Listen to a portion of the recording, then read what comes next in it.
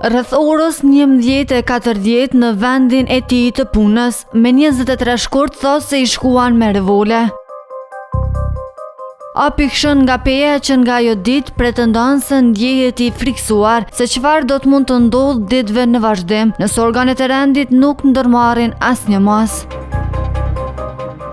Sipas 41 vjeçarit, ai ka parë edhe momentin kur dy djemt kanë hyrë në stacion policor dhe thotë se kjo nuk ka zgjatur as 20 minuta dhe kanë dalë menjëherë nga stacioni. Në anën tjetër, Kiks Kosova ka dërguar email në stacionin policor të Pejës për të kërkuar përgjigje se çfarë ka ndodhur me raportimin e APKSH.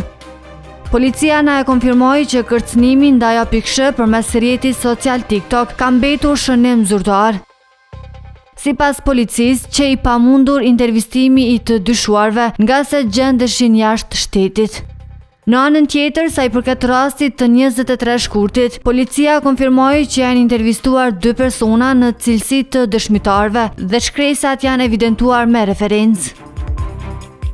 Me datë 19 shkurt 2026, ankuesi ka denoncuar rastin në stacionin policor në Pejë. Sipas ankuesit, përmes rrjeteve sociale po kërcënohet nga 2 persona. Menjëherë janë ndërmarrë veprimet policore në koordinim me prokurorin e shtetit. Mirë po, personat e dyshuar për rastin ka qenë pamundur të intervistohen pasi që është kryer verifikimi policor në terren, ata gjendeshin jashtë shtetit. Me urdhër të prokurorit, rasti ka mbetur me shënim zyrtar. Me datë 23 shkurt 2026, janë intervistuar 2 persona në cilësi të dëshmitarëve dhe pas konsultimit me prokurorin e rastit, shkresat janë evidentuar me referencë.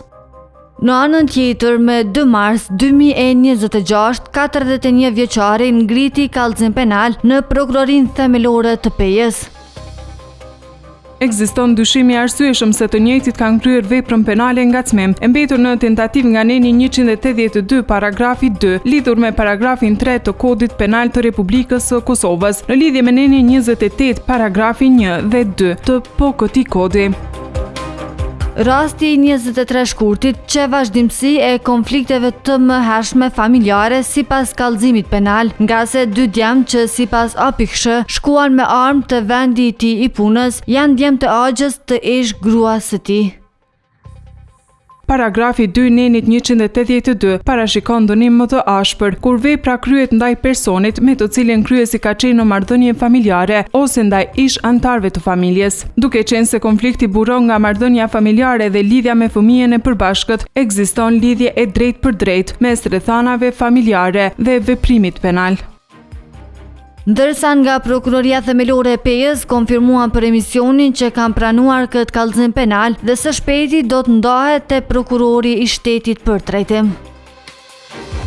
Po, mund ta konfirmojmë se sot kemi pranuar kallëzimin penal për të cilin kemi parashtruar pyetje. Ky kallëzim penal do të regjistrohet në shkrimoren e Prokurorisë Themelore në Pejë dhe sipas sistemit SMIL do të ndahet tek prokurori i shtetit për trajtim të mëtutjeshëm.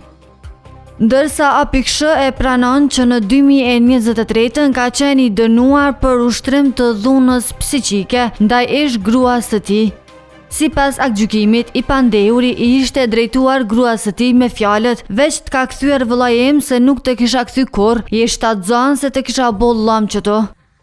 Po ashtu, sipas këtij vendimi, një ditë tek sa i njëjti kishte konsumuar alkool dhe po vozeste, ish gruaja i tërhoqi vërejtjen për vozitje të pakujdesshme dhe i pandeuri del nga vetura dhe i thot: "Merre këtë kerr e largohu nga këtu edhe nëse bësh copa, nuk më intereson për ty." Por që në këtë akt vendim nuk qenë vetëm këto fjalët e vetme të rënda për të cilat u dënua me 3 muaj burg 41 vjeçari.